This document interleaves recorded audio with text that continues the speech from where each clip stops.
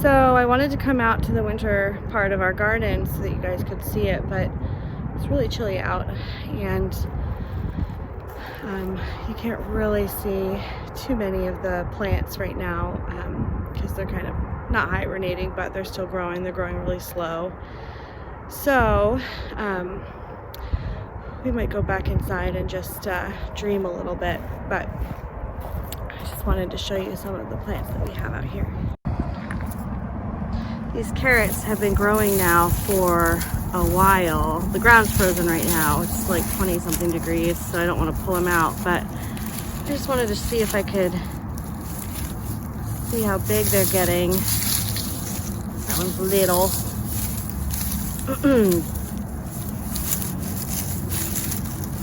Yeah, that's still pretty little. I mean, it's been pretty, this one's not bad. You can see that little carrot right there starting to peek up. So what I was really hoping to do was chat with you guys a little bit about dreams today, and like I said, I think we'll go back inside in just a second, but part of what I like to do in January is dream what I want to do this coming year. And that means like all the dreams, my big dreams, my little dreams, the things that I can do, you know, and start now, because I'll be able to plant in my area in the end of March.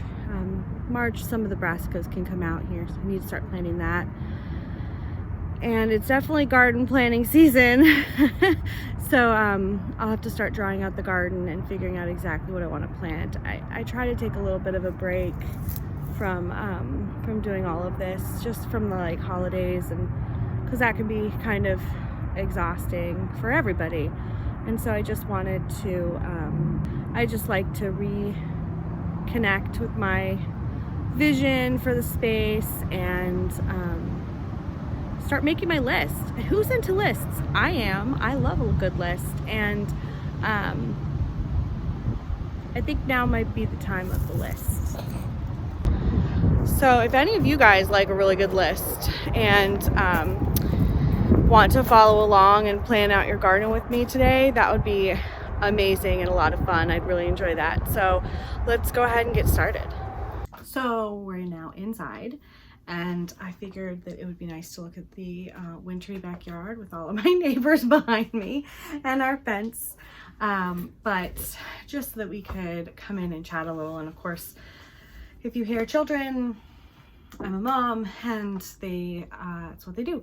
So I really wanted to take today to plan with you and dream with you and kind of just go through some things and like brainstorm, because I see a lot of YouTubers and other people on here that just come out with telling you what they're planting, which is amazing and super helpful, and I love that.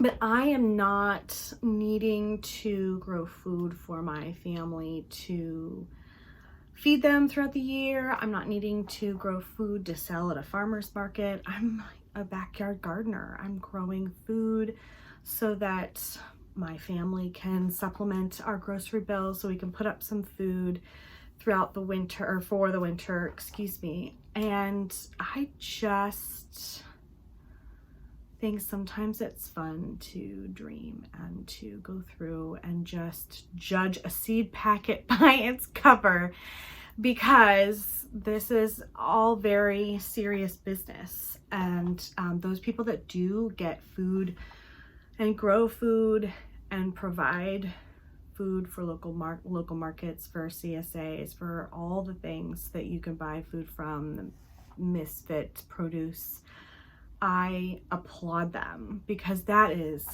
hard work. I have a backyard garden. It's not so big. It's nothing in comparison to theirs.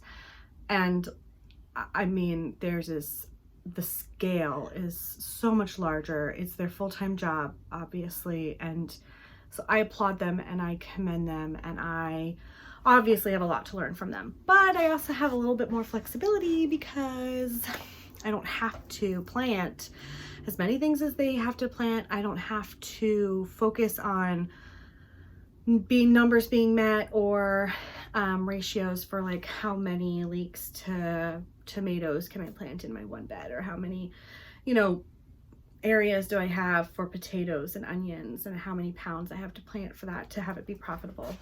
I don't have to worry about that. So does that mean I don't plan my garden? Absolutely not. I'm a little OCD, but I do plan my garden. I plan it in January after Christmas. The holidays are the holidays, right? So once everything's done and we're kind of back to a little bit more of the normalcy, I take a breath and I enjoy the calm and the quiet.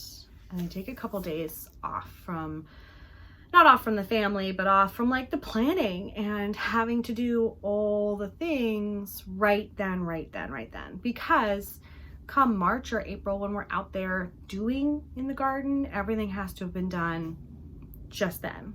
No, like just then, like yesterday, then, which is now, then, tomorrow, or was, you know what I mean?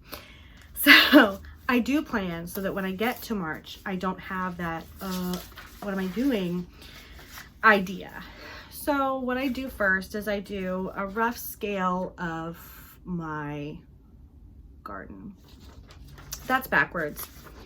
This is the best way to look at it. This is the entrance into the garden from the front of the house, from the front of the property, and then the house would be at the top of the page. And so this gives me a good sense of when I'm walking into the garden, like what everything looks like, how I can space it out, what bed needs to be what bed, do I need to amend beds.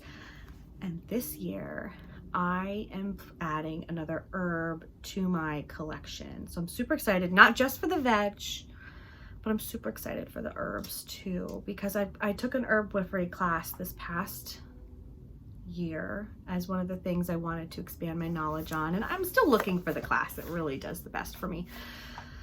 But that class just gave me a little bit more of the bug for herbs. Now, I grew up, the first thing that I ever did as a child was help my mom in her herb garden. We had this beautiful big herb garden.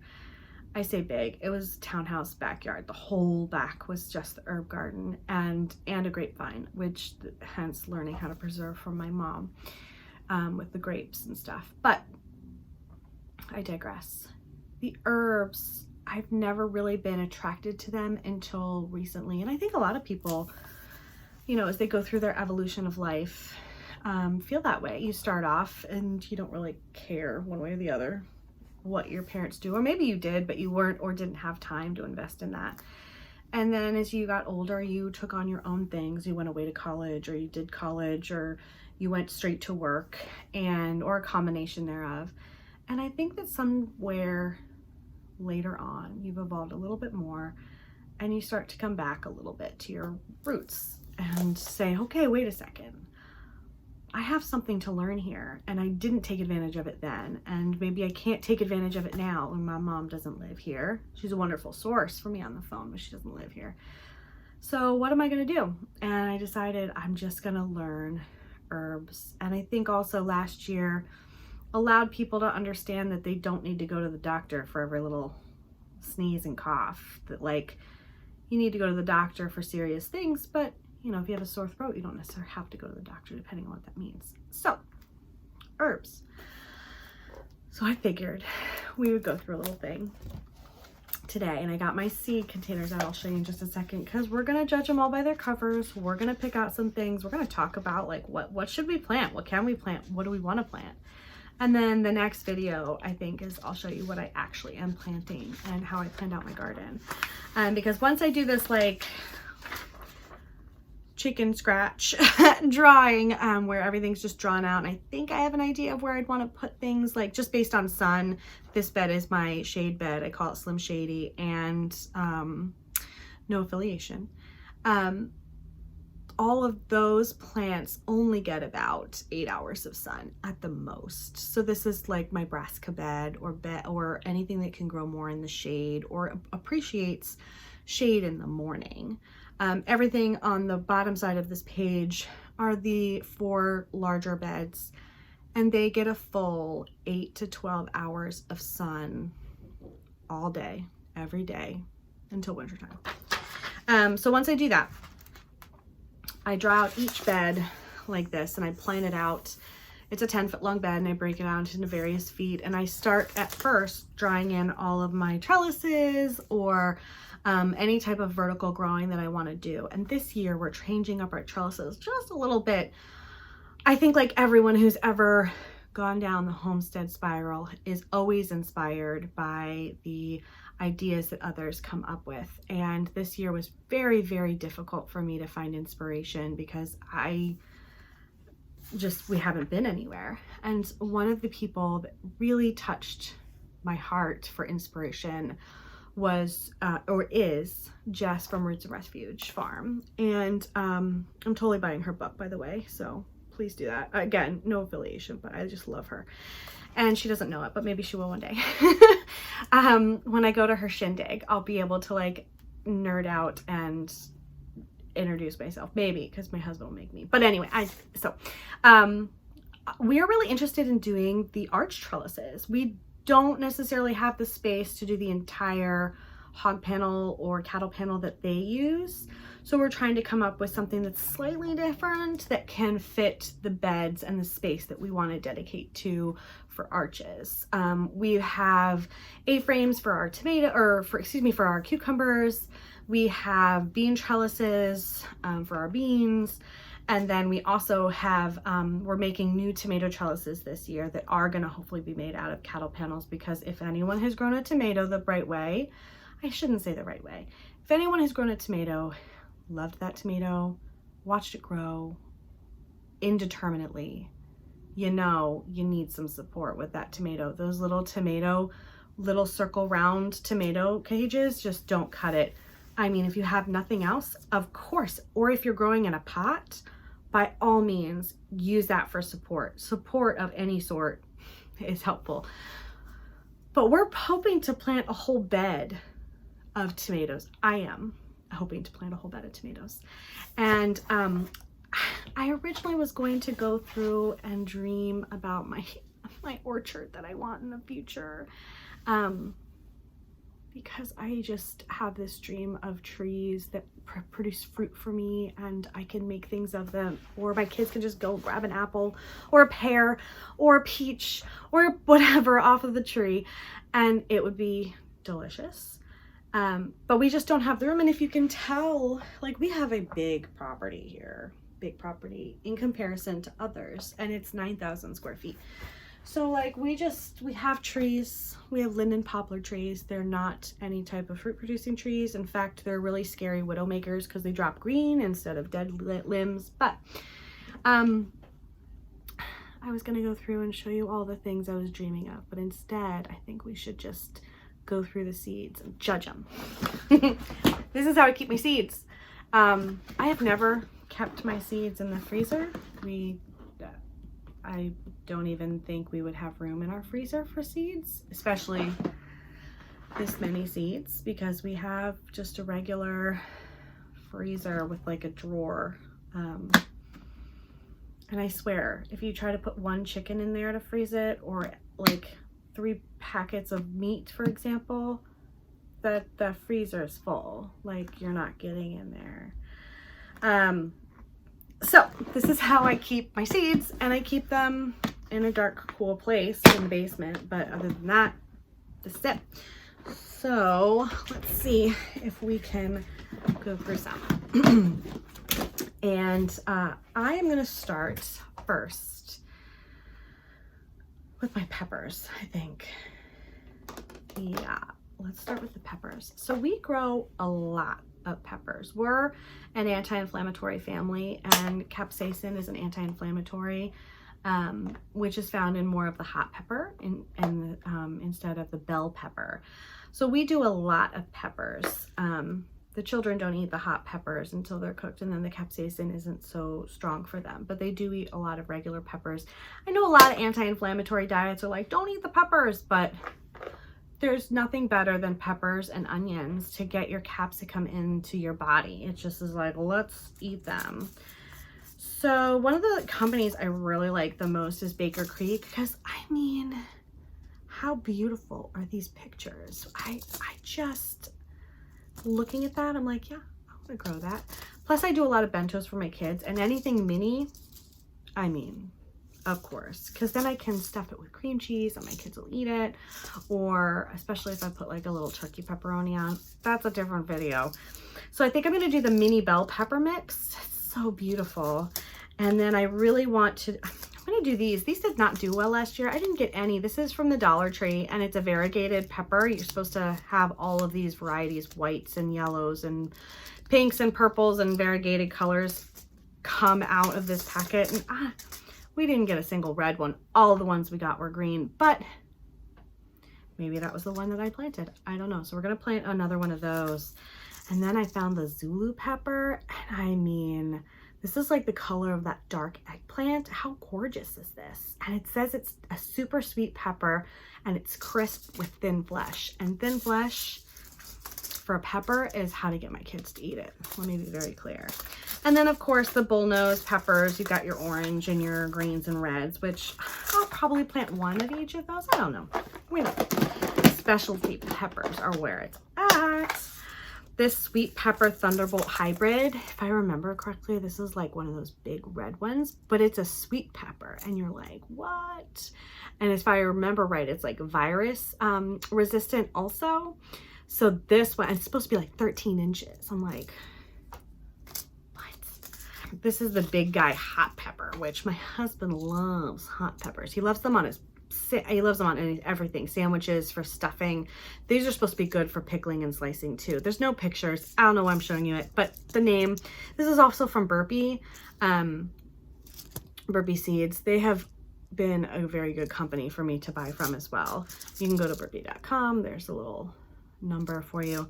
My husband last Christmas for my stocking gave me habaneros to grow, and I started the seeds, I transplanted them, and then they stopped growing. So I'm gonna try these again, I think, because my husband loves them. And I might just dehydrate them or put them in the oven and cook them for a really long time. I don't know. We'll see. It's supposed to be really, really hot. Obviously, the Scoville level is off the charts, but we, why not? Why not try that? We do jalapenos and stuff too.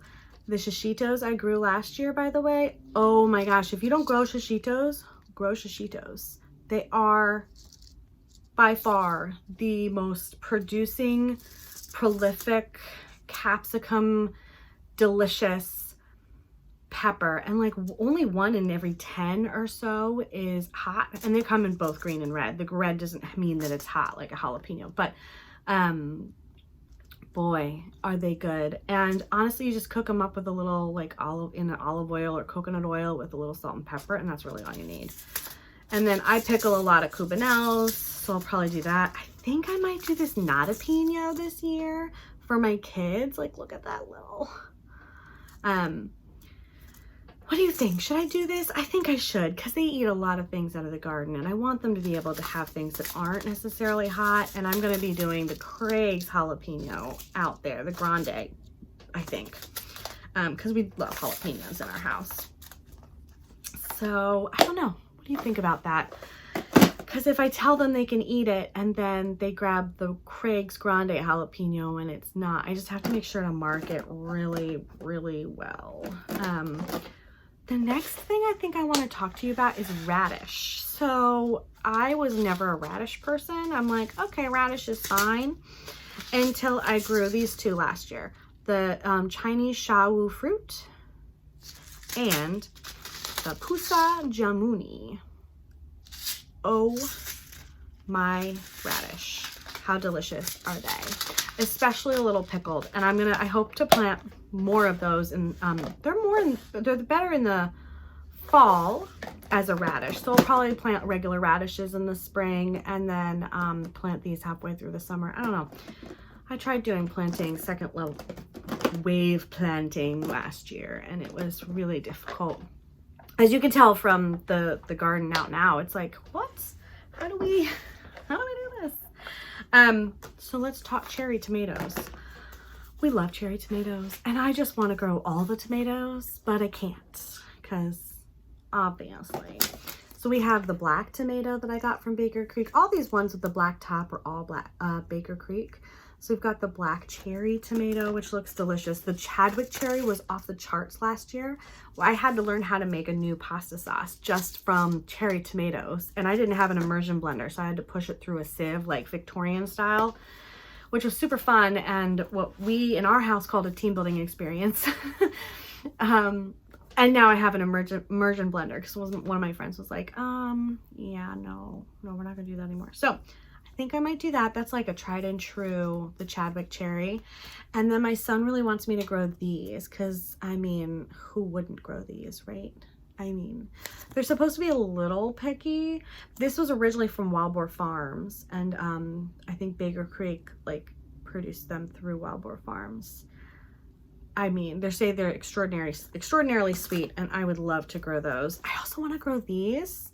These are the blue cream berries, and these are like supposed to be super prolific and cream colored with like splashes of amber cherries. My kids eat the rainbow. That's how I get them to eat. So they eat their greens and their blues and their purples and their whites, and it all comes out. I'm all about variety this year, I think, right? Like planting a little bit of everything, but a big variety. What do you guys think? Are you gonna do that? What kind of varieties are you planting? This I might do too, the Lucky Tiger. Oh, it looks so good. It's supposed to be a little tangy. I like tomatoes. My family's okay with tomatoes, so these are really all for me. The Sweet 100, I plant every year. They're adorable. My kids eat them in the garden. They don't even come into the house. They don't make it. So that I'm sure I'll grow.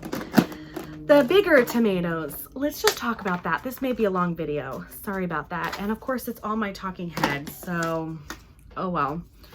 We'll really get to know each other with this video. The Bonnie Best. I mean, I grew it last year, but I wasn't that successful with getting a lot on the plant. I had to battle some squirrels last year. We now have a fence. So I'm really hoping that because of the fence, that the squirrels just can't get in as, I mean, they'll climb the fence, but whatever. Maybe it won't, maybe I'll keep them out. I don't know. This is the mortgage lifter. I got it because it was interesting, right? Like, but can we talk about this tie-dye? I know Jess from Roots and Refuge went through a variegated experience, like evolution last year, which I was like, oh, I don't know if I like that. I mean, it's so much. And that was in the middle of our expansion and all the things happening. And now I think I might be going through it because I'm like, Berkeley pink tie-dye. I mean, yes, please. I'll have that on my sandwich with a little salt and pepper. Romas for pasta sauce, of course. Kentucky beefsteak. Look at that. So beautiful. I mean, maybe you don't even need the catalog because I'm going through it all with you. Paul Robeson was the one that started my tomato journey in my garden. And I got a lot of these last year. Maybe all the ones that survived to our plate were like the Paul Robeson of the big ones, other than the Romas. Although I didn't get enough Romas to really put up any tomato sauce. Like I was able to make some sauce, but not enough to like run the canner, so to speak. And then a white tomato. Wouldn't that be good to like round off everything? The tie-dye, the Paul Robeson, which is this beautiful robust brown, and then the white Tomasol, and then that pretty yellow beefsteak, the Kentucky beefsteak. That would be really good. The other ones that we'll just touch base on that I think I'm gonna grow that are colorful, or that I just love to talk about, and they're pretty on camera too, because obviously this is the dragon tongue bean. Anyone of you that have kids that like love color changing slime or those color changing dolls or whatever, these, my kids don't have any of that, but my kids love these dragon tongue beans because they color change, mommy, when we cook them up. They love eating them with their variegation out in the garden, and then when we cook them up, they turn green. And they're like, oh my gosh, they changed color. They're color changing. And I'm like, you want some more? And they're like, yes, please. And I'm like, okay, here you go. They love it. So, herbs. What's a girl to do without herbs? What's anyone to do without herbs? If you think about all the herbs you use in your kitchen, let alone all of the teas or tinctures or other things that you can do with herbs. And I have a few that I'm pretty sure, well, these are the ones I'm definitely gonna grow, and I'll tell you the new one. So I've grown rosemary before. My son last year tipped over the pot that was holding the rosemary and all of my herbs actually, and it died. It was one of the towers, and none of them survived. They were all very young. Rosemary is a perennial when it starts to establish itself. This is from Botanical Interests. And I want to have a beautiful sensory experience in my garden. So when you first walk in, you know, the fence we walk through, I'm going to plant my rosemary outside of the garden itself, and just also be able to experience that smell. My son also thinks this is a breath freshener. And so when we're out in the garden and he sees it there, he'll just pluck it and eat it. He's like, Mommy, I needed a breath freshener. I'm like, okay. Did you get a bug in there? No? Okay. Dark leaf parsley, basil. We've got basil. I only had 3 plants of basil last year, and I bushed them up by following my gardener's like recommendation of how to prune everything correctly. I have bags of frozen olive oil and basil in my freezer that I've preserved that have lasted me, and I still have more. I gave some to neighbors. I gave some to friends. I will only be growing 3 of these again this year, because they were so prolific, and so once I was taking care of them correctly and I knew how to, boy, does basil like really be. I'm not a pesto person either, so I wasn't gonna do that, but man, this is the Genovese basil is what I planted last year. So that's probably what I'll plant again. And then thyme, which is also a perennial. I'm going to plant that because that also got thrown over. Sage. Sage is a perennial. I'm going to do the broadleaf sage. I'm going to do this all over my garden, not just at the fence head. I think I'm just really wanting to like have a sensory experience when I go outside, especially because I've been out there so much with the kids this past 2 years really. And I just feel like it needs something that's, you know, I know you guys know. I know you know. We're going to do Thai basil because, I mean, it's very different flavor than regular basil. And I might actually grow this for a friend too. Up the road, because she really loves Thai basil. You know who you are. Tarragon. This is Russian tarragon, which I know it's not as flavorful as, now of course I'm forgetting the other tarragon, but I'm still going to grow it. My tarragon, it's a perennial, but my tarragon got thrown out with my kid because that's how it happens. This is a bee balm, and this is my extra one. If you're ready to see, hyssop, Korean hyssop.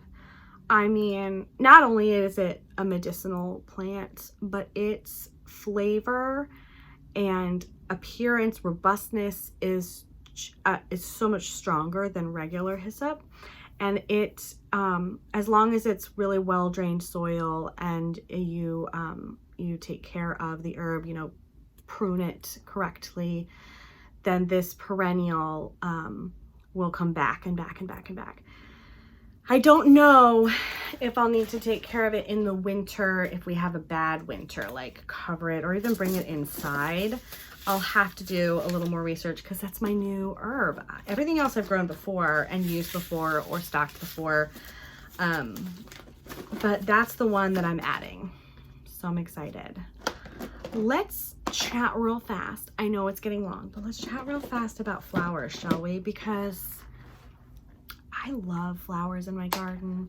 Sunflowers, we do sunflowers for the seeds, and we do sunflowers because they're my husband's favorite flower. I might be the only person I know that's like okay with sunflowers. They're not my complete jam. They don't bother me at all, but like looking at a sunflower doesn't have that same euphoria that I know other people have, where they just look at it and they feel the joy of the face of that flower. I'm like, okay, all right. but my husband loves them, so we're gonna plant them. I think I'm also gonna plant nasturtiums. They're a host plant, and they were gorgeous last year. Ironically, after I pulled out all the tomatoes, it blew up, and it was great. So those are the trailing also. So they're gonna spread, or I'll have them go up one of the arches. That's what I might do with the nasturtiums. And these, I'll show you some of the sunflowers.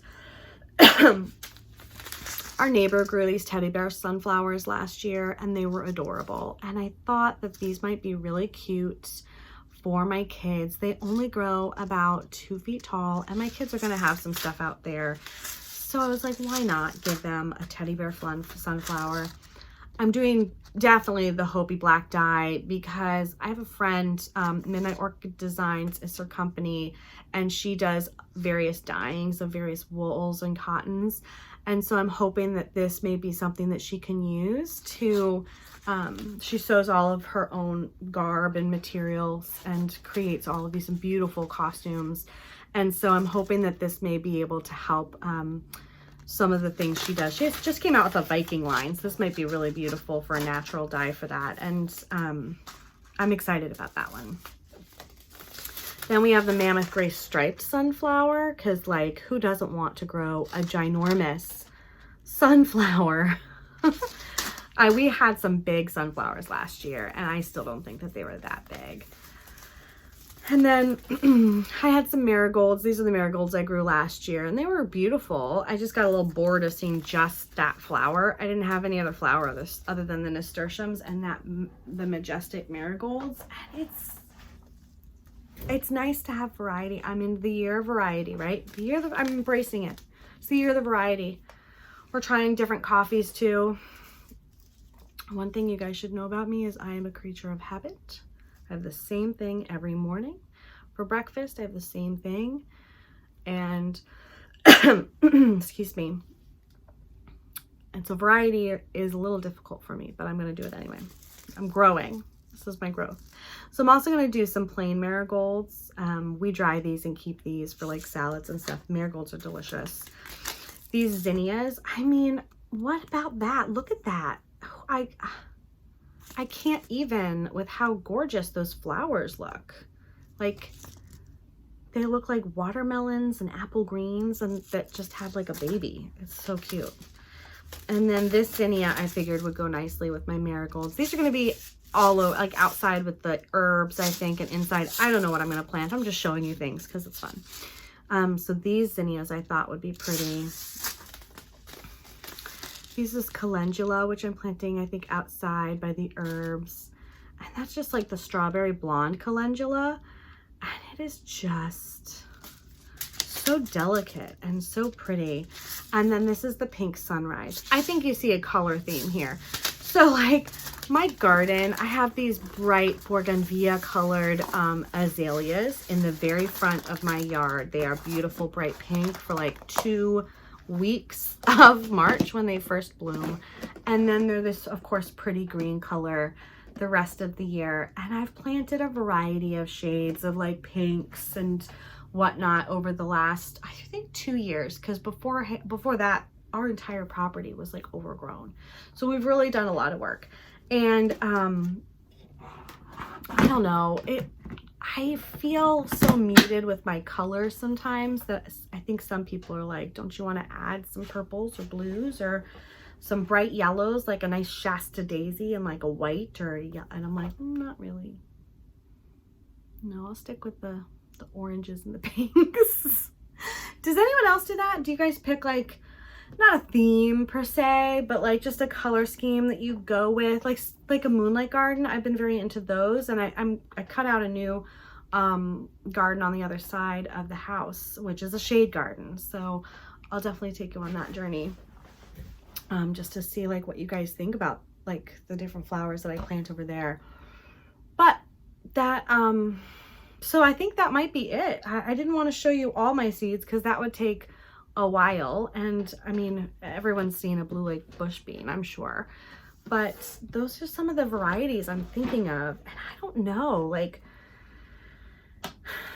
I don't have that much space. Do I really plant all those varieties, or do I just plant the tried and true ones? I know some people have tried and trues in their gardens. What kinds do you guys have that are tried and true? Is it the Chadwick cherry like mine, or is it like it's Brad's Atomic Grape? Tell me it's the Brad's Atomic Grape. So that might be it for today, and hopefully next time we'll be in the garden a little bit before it snows. It should be snowing here soon, so I couldn't be out too much today because it was really cold.